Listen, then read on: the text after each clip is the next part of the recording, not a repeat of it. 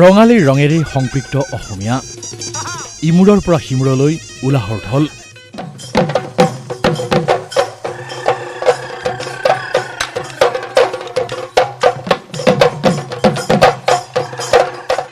ৰূপনগৰৰ নেটফিহাটত প্ৰাক ৰঙালী বিহু মেলা আৰু বিহু মেলাৰ এখন বিশেষ স্থলত উপলব্ধ হৈছে পৰম্পৰাগত পিঠাপনা।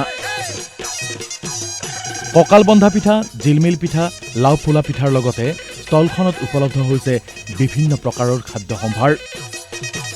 বেলতলাৰ লখিমীনগৰৰ ঘৰুৱা পিঠাপনাৰ লগতে দৈ, ক্ৰীম, গুড়ৰ উদ্যোগটোৱে বিগত 4 বছৰ ধৰি নেটফি মেলাত অংশগ্ৰহণ কৰি আহিছে। পিঠাটো মানে আইজং চাউলেদি বনোৱা হয়, মানে মেচিনত খুন্দি পিছত কাপোৰেদি চালিব লাগে। মানে পূৰা পাউডাৰ কৰি ল'ব লাগিব, লৈ পেলাই অলপ মানে পানী দি গুলি পেলাই মানে তেনেকৈ টাৱাত অলপ সেকি বনাব লাগে আৰু আঙুলিৰে বনাব লাগে। বনাই জাপি মানে যোনে যিটো ডিজাইন দিব জানে আৰু সেইটো দিয়ে আৰু ৰ'দত শুকাব লাগে। শুকালে আৰু 6 মাহ বছৰ দিন থাকি যায় আৰু ভালে পাইছোঁ। যে এনেই জেং পিঠা বুলি কয়, আমি মানে জিলমিল পিঠা বুলি কয় এইটো। আমি জিলমিল নাম হেৰি কৰিছোঁ, কিন্তু এনেই জেং পিঠা বুলি কয় এইটো। ভাল লাগে খাই, তেলত ফ্ৰাই কৰি খাব লাগে, নিমখীয়া হয়। কি নাই ইয়াত পৰম্পৰাগত পিঠাপনা খাদ্য সম্ভাৰৰ সমাহাৰ। আকৰ্ষিত হৈছে গ্ৰাহকসকলো।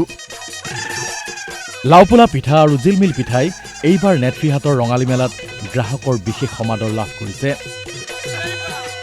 SBIৰ অৱসৰপ্ৰাপ্ত বিষয়া হলধৰ দাসে পত্নী সত্যৱতী দাস আৰু কন্যাৰ হাতৰ পিঠাৰে বিগত ভোগালী বিহুৰ মেলাটো অভিলেখ সংখ্যক বিক্ৰী কৰিবলৈ সক্ষম হৈছিল।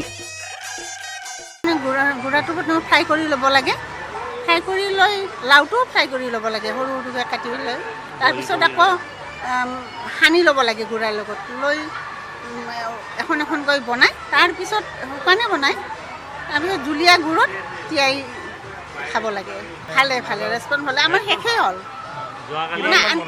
আনিছিলোঁ 3 মান পিছ আনিছিলোঁ, শেষেই নহয় হ'ল। মোৰতো টাৰ্গেট আমি নিজে কৰোঁ না গোটেইখিনি, খুব এটা বেছি কৰিব নোৱাৰোঁ। যোৱা মাঘত আমাৰ প্ৰায় 1.5 লাখ টকাৰ আমি চেল কৰিলোঁ, প্ৰফিট ভাল। কেমেৰাত সঞ্জয় তালুকদাৰৰ সৈতে জয়ন্ত দাসৰ ৰিপৰ্ট DY365।